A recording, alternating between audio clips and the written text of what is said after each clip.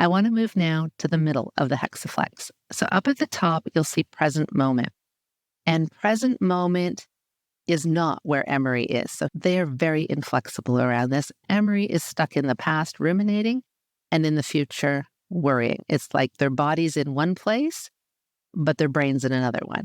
And so the flexible process we're looking for is to be able to help Emery to stay more in the present moment, become more aware of their thoughts and feelings, and to become more aware of what's going on around them so that they can make choices.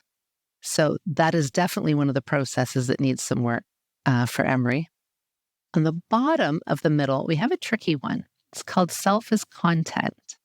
And the flexible version is self as context. And I remember when I was learning ACT, I hated that bottom part of the hexaflex because it took me a while to wrap my head around it. So I'm going to try to make it simple for you. And self as content is really about defining ourselves based on our thoughts and feelings or that narrative we have. So Emery is fused with this idea of failure and I'm stupid. And what we hear with self as content is not, I failed a test. It goes and turns into, I am a failure.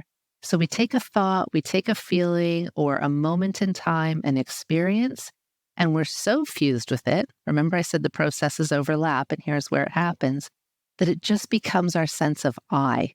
So it's no longer, I'm a really wonderful human who failed a test. It's, I am a failure. And so self as content is that really, really rigid fusion with our self-story, with our narrative. And we don't really, it's hard to step back and take any perspective on ourselves and our life when we're that fused with things.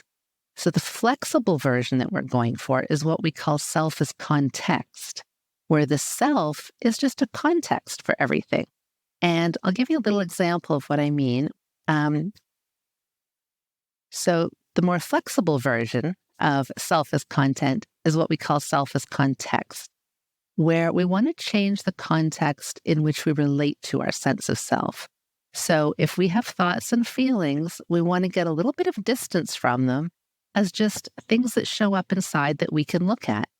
And one of my favorite ways to convey this to people is with something simple that's around, like a Kleenex box, and a couple of simple questions, which I'll ask you right now.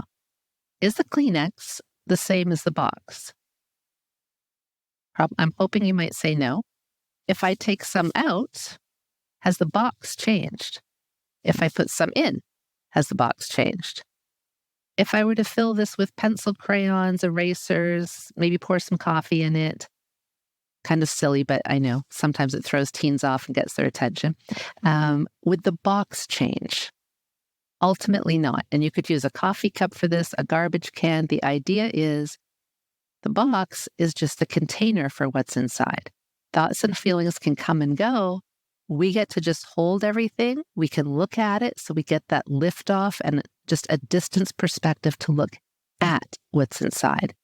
So when we shift our perspective, we're also defusing because we're getting distance. We're unhooking, we're disengaging, we're disentangling from the stuff that's inside. So that's a huge part of self as context. And that bottom process in ACT is that distanced perspective and unhooking from everything.